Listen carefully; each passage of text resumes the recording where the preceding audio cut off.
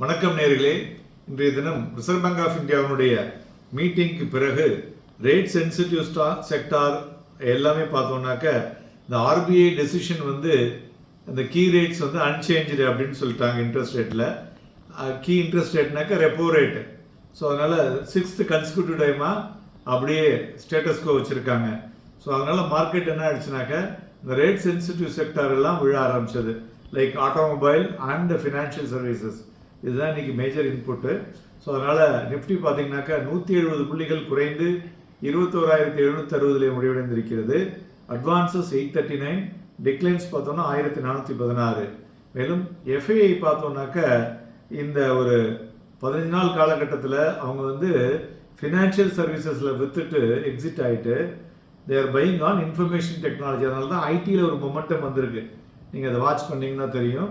அதுபோல் mid cap பார்த்தோன்னா இன்றைக்கி மார்ஜினலி லோவர் 0.15%, 0.05%.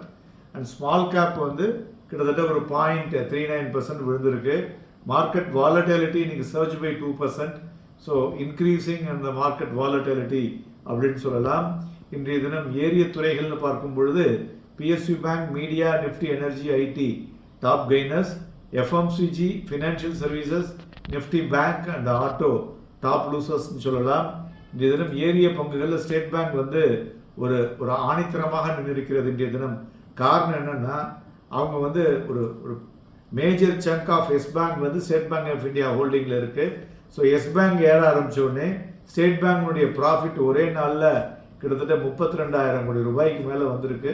ஸோ அதனுடைய இம்பேக்டு ஸ்டேட் பேங்க் ஆஃப் இந்தியாவும் ப்ரைஸஸ் 2 நாளாக ஏற ஆரம்பிச்சிருக்கு. எல்லாமே இப்படி எப்படின்னாக்க சப்சிடரி ரிலேட்டட் என்னெல்லாம் ஹோல்ட் பண்ணுறாங்களோ அது ஏற ஏற அதெல்லாம் ஏறும். அதுதான் அதேமாதிரி எல்ஐசிக்கு ஒரு முக்கிய காரணம்.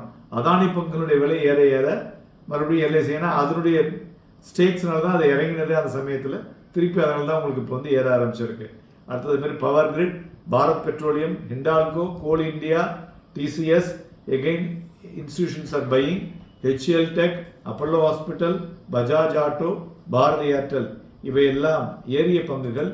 நிஃப்டி 50ல் இறங்கினதுன்னு பார்த்தோன்னா இன்றைய தினம் all FMCG like Britannia, ITC, then என்பிஎஃப்சியில் ப்ரைவேட் பேங்கில் கோட்டாக் பேங்க் ஒரு டாப் லூசர்ஸ்ன்னு சொல்லலாம்.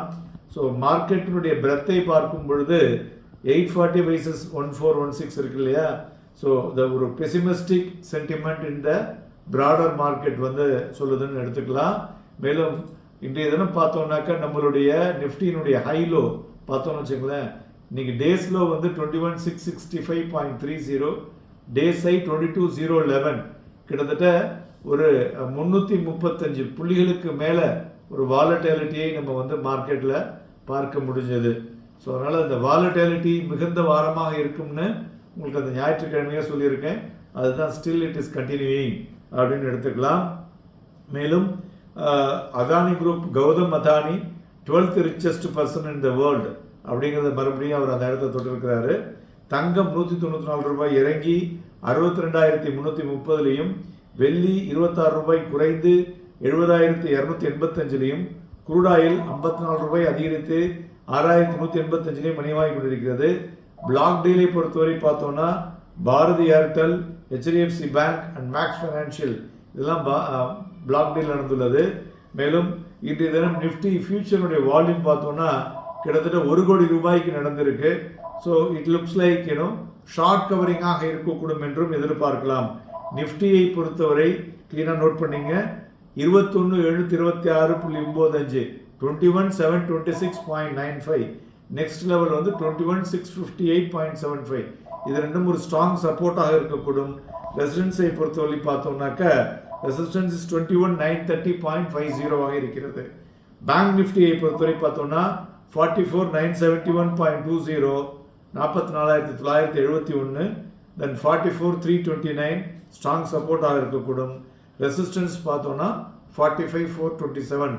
நாளை தினமும் நமது சந்தைகள் ஒரு வாலட்டைல் மூவுடன் வாங்கி விற்பதற்கும் விற்று வாங்குவதற்கும் ஏதுவாக இருக்கக்கூடும்.